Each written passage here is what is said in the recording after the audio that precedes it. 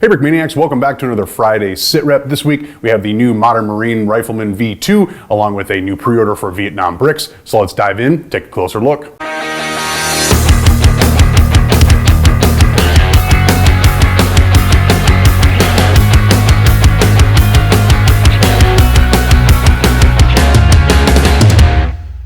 All right, kicking off our check-ins with the A1H Skyraider, designed by Christopher Bino. Nate was our project manager, so he's going to take a little closer look at this, well, frankly, gigantic build, Nate. Yeah, he did an insane job with this thing. I am still impressed with this behemoth he let us use the design for. Like, one, just look at the scaling. It's massive. The Skyraider itself was massive, and it was a rather unique plane because from like Korea to Vietnam, like it was primarily jet focused, but then there was this one random propeller plane still in use in Korea, not counting the Corsair, but that was on its way out. Right. But this one stuck around and was the main ground attack aircraft used by the Navy and eventually Army in Vietnam as well. And it's a sturdy plane. Like, I've seen footage of this thing just skidding across the landing strip without the wheels down. Oh, speaking of the wheels down. Nice. That's a cool function. Oh, yeah. Like, everyone in the office was obsessed with this function overall. Like this use of the spring gives it more of a gradual push up and down like the real landing gear. If you want to sub it out with a more hard spring landing gear, you can, but we decided to go for the gradual approach. Yeah, nice option. Boy, look at that when you're holding it like that too. Look at that brick-built payload. Holy smokes! Yeah. Also, this is one of the most insane bear. payloads I've seen in a kit. like there's room for a cockpit. You can put the guy in there. There are some sticker decalings on the side simply because it's way too much cross element for us to suffer ourselves with. But yeah, there will be printing all over this thing. There's going to be insignia here, 532 here, and here. It's going to be some cool cross element printing. I'm having a weird time angling this simply because of how big and heavy it is. This kit has been Swiftboat box approved, by the way. Okay, nice. Well, I was going to say, you're not a small dude, and this aircraft looks like it's big in your hands. Yeah, like seriously, like. But yeah, again, you could just do that, and you gonna want like the whole complete landing experience. Nice. Gotta love that function as well. Yeah, an essential one. It's got to do what it's supposed to do. Yeah. Because all the planes are supposed to do that. I think they're supposed to be a little inward, but considering how LEGO is, this is the best we can do. And frankly, it's still cool. It looks really, really nice. Yeah, it's really, really sharp. And sturdy, too, because obviously you were flying it around beforehand. You're not losing those wings at all. Yeah. Which is a nice thing to see. And man, I just can't get over how fat the fuselage is. Like holy smoke. Seriously, I am not used to seeing planes this big. And I'm definitely starting to see why the U.S. military kept it in service as long as it did. It's a sturdy brick, and the fact that it was slower actually kind of helped in some instances. Right, it didn't need to be fast. All it needed to do was be where it was supposed to be. Big, heavy, efficient. By the way, if you recognize this number, you would understand which plane we went for exactly. Yeah, I was just about to ask about that. I saw some markings down there. So what is the significance of the toilet? That is the toilet. I think it was 64 or 65, but during the early middle point of the Vietnam War, some men on the USS Midway just kind of had to get rid of a toilet, so they slapped the Enterprise, or not the Enterprise, the Excellence E for the Navy onto the toilet and just dropped it in the middle of Vietnam. They literally, actually I don't know if I can say that, but yeah, they literally just dropped the toilet in the middle of a war zone just to troll the Viet Cong. Well, that's definitely an interesting story. Yes, it's one of the stories where you're like, oh, that did happen. Life is weird. And a cool addition to put on the kit, kind of you know, but now if you watch the video, you know. Yeah, is also an open. Oh, also these drop tanks do drop off. The drop tanks drop, and as well as all the bombs. There's also a little opening hatch for the rear strut where you can put that Store that? Okay, cool. Because I know you can't really put it down, but there's not really a way you can have that function. So it's nice to have the option. Yeah, it's completely fine. But yeah, like along with, let's see here. 1, 2, 3, 4, 5, 6, 18, 20, 22, 24. At least 24 printed elements in this. Wow. Okay. Nice. 25 if you count the toilet. Yes, we are printing the toilet. But yeah, this is, not counting what I have in store for next week, this is my favorite kit from Vietnam Bricks. It's just a marvel. And it is in prototype staging because there's a little miscolored bricks because this thing just went through parts and we simply just didn't have all of them in the right colors. Yeah. Well, you can check out those renders on the website to see the official final look of this kit when it is out of pre-order phase. But of course, for now, we're just taking a look at the prototype. But there you have it, the Skyraider here for Vietnam Bricks. Nate, thank you very much for checking in. All right, at long last, Landon is back in studio taking a look at not one, but two standalone minifigures. We have this week's Modern Marine Rifleman V2 and then last week's Modern Army Rifleman V2. So, of course, the man himself going to talk a little bit more about what goes into each of one of these figures. We're starting with the Army one. Yeah, let's do it. Comes with a brand new brick arm, so that's a cool highlight. Yes. Yeah, let's go straight to that brick arms. It was awesome working with Will. What's the official name we're calling this? The M4 Army? Yeah, U.S. Army M4 with PEQ or PEC or however you want to say it. So that was awesome that we finally got that. ACOG too. Yeah, ACOG scope on there. So this is it seems to be what we could find is a roughly standard of what they'd be fielding right now at the time. You know, they kind of move that PEQ around from the side to the top, whichever one they decide on at the time. But this appears to be where they're landing at right now. Really front or just sort of forward to the front. You can see that right there. It actually comes off as a separate piece. That's such a cool component. Yeah. I love that you get to build your brick arms a little bit. Yes, a little bit of modularity to it. If you want to mod, you could kind of like file that down, or you could glue it onto the side, something like that. So there is a bit of modularity to it. I like the forward handle there. ACOG scope. It's just a nice standard configuration there. So I'm excited for that. That's available on the side as well, right? Yes, it is. Awesome. Both of these brick arms are also available standalone. Yes, so that's available on the side, and I think in tan and gunmetal, or am I totally lying? I think all we have is black right now for those. It's the M4 Phoenix we have in tan, and that's what I'm the ones that thinking came with the Mogadishu Rangers. Maybe someday, we'll see. Okay. These are still kind of like in Will's prototype phase. Will's like watching this, like, come on, man. I just finished, like, really? It's all good. No, right. So I'm excited for this rifle.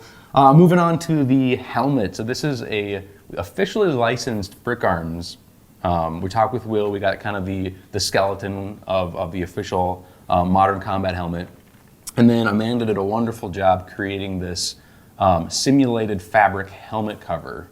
There's some really subtle kind of foldings and seam lines that are on this helmet. So this is 3D printed here in-house, but it's officially sanctioned, I guess, by Brick Arms. So that's an awesome collaboration. And then you got that UV printing on there too. Yes, so it's just like a little bit of everything here. So that was always something that was tough. We tried printing this helmet band with our UV printers, but it's really tough to get that to line up on previous helmets. But now it's awesome that we have this option to 3D print it right on there, and it's a perfect band all the way around, seamless. It's great. And 3D printing has come such a crazy far way in the past few years that it's just like, unless you're like got your like microscope out, man, it's like it's tough to even tell that this thing's 3D printed. So I'm really jazzed about that, I guess. And the color matching is really nice too. I mean, it's beforehand nice. That was something we really had to experiment with, but now it's like you look at that, it looks like a Lego component. Right on, absolutely. This is the night vision NVG mount. That's an Army specific one. So we actually have a quick jump over to the Marine over here. We actually have two, same like helmet kind of configuration, but we did make that night vision goggle mount specific, like branch specific. So it's a subtle detail, but they are different. You can definitely see when they're side by side. Specific. So it's we had the option to kind of go more generic with it, but we decided to actually branch it out between the two branches. Hey, if you're going to go for it, go for it, right? Yeah, especially with 3D printing, you have so much flexibility there. Moving down, we have the helmet with that chin strap. That's some new artwork there. Some goggles, sunglasses. Right on. It's been a while since I've I designed these a couple weeks back, and then jump forward, and I got to look at these and remember everything that I did, right? We got the plate carrier, and let's see what's on the front of that guy. So he's got a radio with the push to talk. He's got his admin pouch right there in the middle. So that's kind of right in the front and center of the chest. Different equipment, snacks, I don't know, a lot of random things, notebooks. Whatever you need to put there. Whatever you need to put there, it's an admin pouch.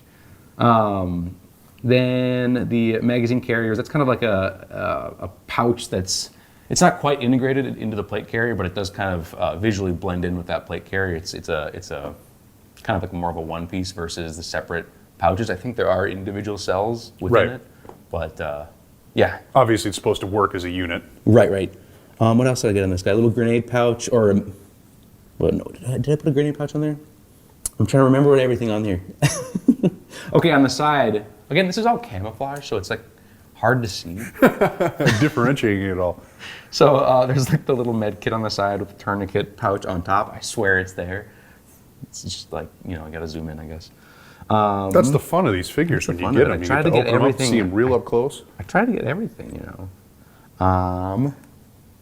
Simple, nothing much on the back, you know. Slight redrawing of previous artwork. You know, I'm tweaking the lines a little bit to kind of see how much more detail we can kind of push things. So it's a continually evolving process. So this has been a lot of fun with these guys. Trying to keep it sort of in the same vein of, like, it's still Lego. It's still got that Lego aesthetic. I don't want to go too overboard. Hyper detailed, where you're laying a photo on top of a minifigure. Yep. But it is a tough. It is an interesting balance. So it's been a fun progress nonetheless. Wrapping it up with the combat boots. There, you got that in that nice sort of rough out tan leather, simulated leather for the boots, and that wraps up that figure. There you have it. Available in the 3 flesh tones, right? Yeah, right. All 3 flesh tones, and still available, last I checked anyways, on brickmania.com, although select varieties, I believe, are sold out and most likely will continue to move quickly. All right. On to the Marines. Calling in the Marines. Let's see. This is the M27 IAR. Right? Tactical, correct. Tactical IAR with that foregrip there.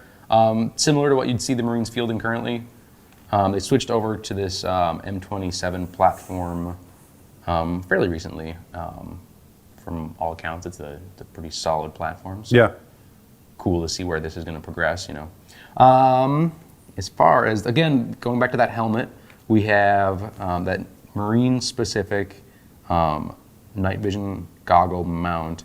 And that's a bit more floating in the middle of the front and middle of that helmet compared to the Army one had it kind of clamping down around the front. So this is a little bit more specific to the Marines. You have that awesome woodland Marpat camo, one of my favorite camos. It's just digital's kind of cool. You know, it's an effective camo. It's instantly recognizable as Marines. You know, it's awesome.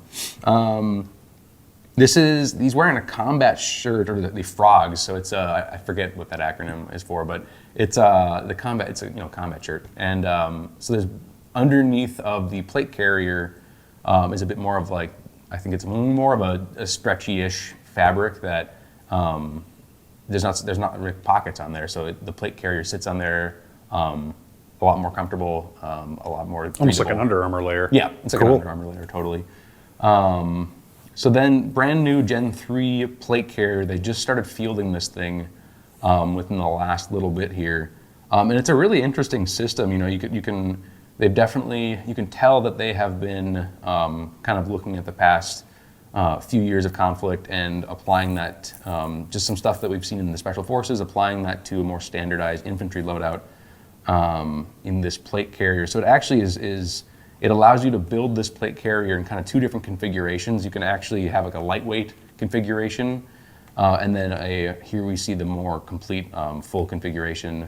And there's like this ammo, like kind of a load-bearing system that, if you want, you can wear the lightweight version and have that ammo version, or have the ammo carrier's parts separate. If you're getting into a vehicle, you can take that part off. Whereas before, that might be either more integrated, or you'd have to have a completely different vest loadout. So it's interesting to see this modularity.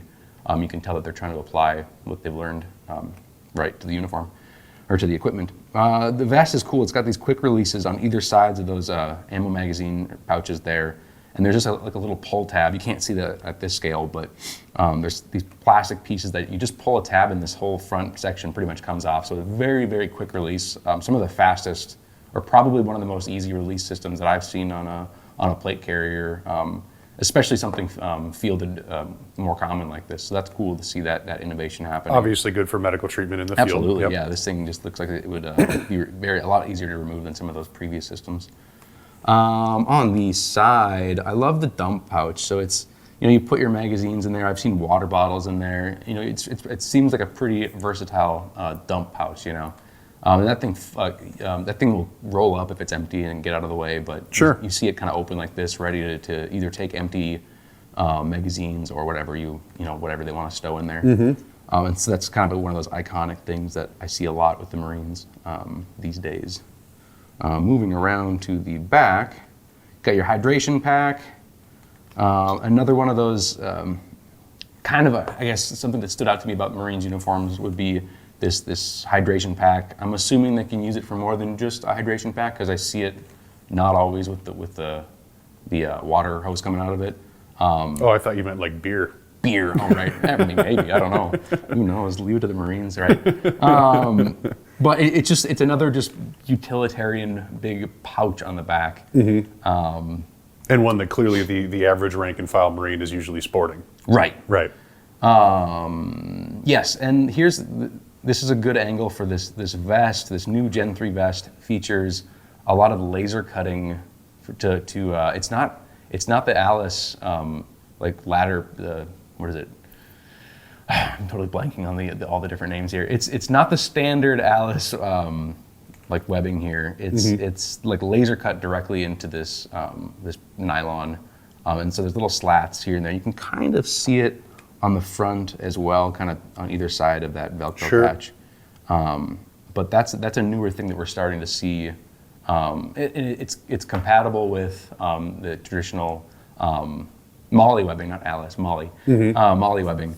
And so it's compatible with that. So it's very a newer subtle system. Yeah. It's pretty slick. It's almost futuristic looking actually. And we're seeing that in the civilian market is actually where I first saw that system. But now this is a nice like refinement of that.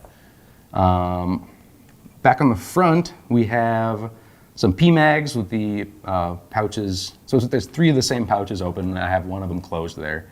And these, it's doubling up on those PMags. It's got 2 mags in each of those open mag pouches. So he's ready for combat.